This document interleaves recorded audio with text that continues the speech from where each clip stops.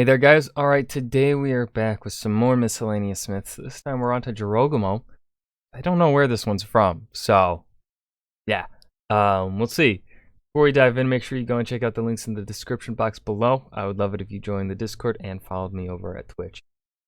Now, go ahead and dive right in. I will never be able to convince myself that cryptids like Bigfoot or Nessie are anything but modern-day fairy tales. Oh, you saw Mothman out back of a 7-Eleven and you ate your favorite socks? Bonnie Janet saw the Queen of the Fairies out in Carterhoff Forest and she stole her second favorite boyfriend. The Emperor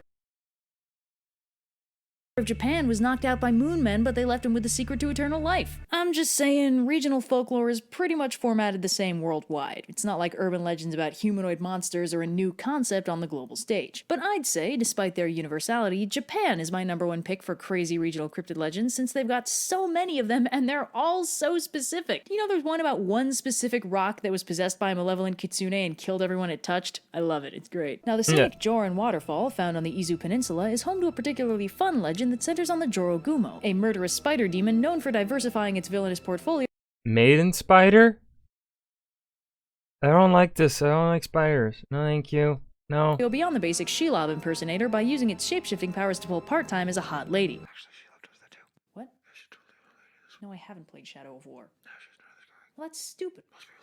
Tolkien's crippling arachnophobia did not die for this. Now, Jorogumo. Wait a minute. No, I've got to know exactly what he was whispering. Oh. My nose.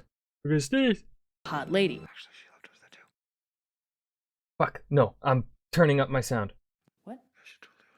No, I haven't played Shadow of War. Well, that's stupid. Tolkien's crippling arachnophobia did not die for this. Now, Jorogumo.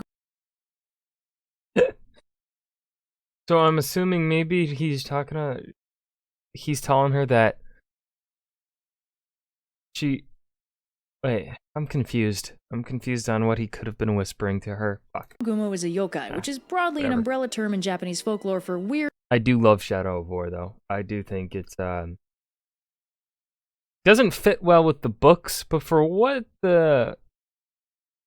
they've made in terms of the movies, I think Shadow of War fits really well in with the lore and world building that happens within the movies. I think it fits pretty well in there.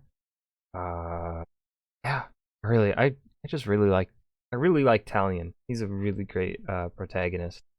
The conflict between the internal conflict between him and Celebrimbor, I think, is fantastic.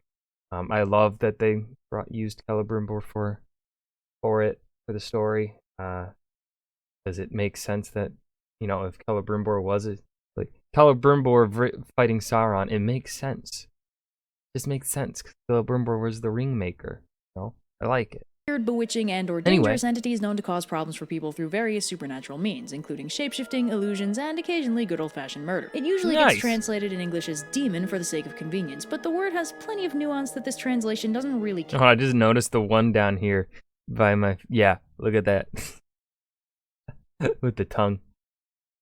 Capture. For one thing, the Jorogumo's story isn't actually as predictable as you might expect from a whirlwind romance between an unsuspecting lumberjack and a shapeshifting spider monster with a habit of eating dudes. So, the Jorogumo makes her mythological debut at the Joran Falls when a local dude takes an ill-advised nap by her waterfall, and she responds by entangling his web in spider webs while he sleeps. The dude wakes up and, figuring he was just webbed up by a very confused water spider, transfers the webbing to a nearby tree trunk, but is shocked when the tree is ripped out of the ground and dragged into the water by the webs. Upon realizing that the waterfall is being haunted by a monstrous spider that very nearly dragged this guy to a watery doom, the locals all start avoiding the waterfall like the plague, and also probably talking about how their cousin was totally abducted by Princess Kaguya one time. But one day, an out-of-towner woodcutter stops by to do some classic lumberly actions, and accidentally butterfingers his axe directly into the waterfall basin. But before he resigns himself to a life empty and meaningless without his true calling of lumberjacking, a beautiful woman pops out of nowhere, hands his axe back to him, and disappears. Predictably enough, the woodcutter is very taken with this mysterious hot lady, and returns to the waterfall every day to hang out with her. But the woodcutter starts physically wasting away the longer he spends with this mysterious, totally not a spider demon woman, and the local Buddhist priest starts getting concerned. So one day, the priest accompanies the woodcutter out to the waterfall to recite a couple spider-repellent sutras, and when a spider web whips out from the waterfall, the priest repels it with the power of Buddhism, I think.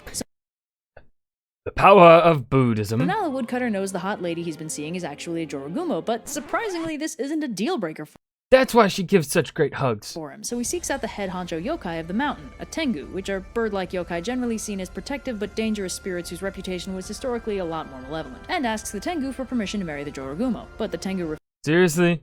That's a terrible idea. There are less emotionally taxing ways to die. refuses, and the woodcutter is understandably upset, but ultimately decides that while disappointing, this is the best outcome for everybody, and he returns home to psych. He charges directly into the waterfall, gets tangled up in spiderwebs, and disappears. Did his spider girlfriend eat him? Did they live happily ever after? Who knows? Well, if you want a story with a definite unhappy ending, What? we've just tackled the tragic tale of Izanagi and Izaname over on our channel. How does everyone keep getting in here? Oh, Zoe has level 100 lockpicking. I've trained her well. Okay, Zoe's the cat burglar, and that would make you... My name isn't important. It's Matt, by the way. Hi, huge fan. And if you're curious about how a romance can end worse than literally getting eaten by your spider spouse, come join us over around our campfire at Extra Credits' new series, Extra Mythology. That does sound interesting. Throw in some s'mores and you've got a deal. Ooh, who has the stomach for s'mores when you just talked about a giant man-eating spider? Did somebody say s'mores? Touche, my friend. Yeah, I'm with Blue.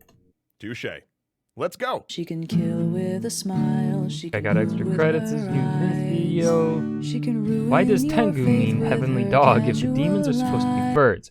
Well, it's because the word Tengu comes from the Chinese demon Tiangu, which is a literal heavenly dog, a black dog that eats the sun or moon during an eclipse.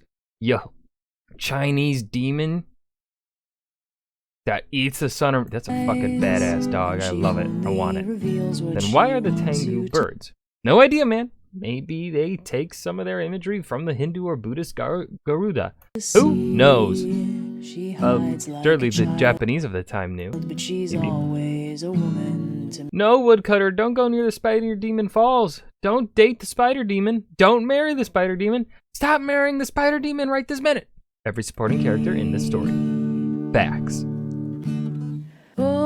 And that was Miscellaneous Myths Jorogumo.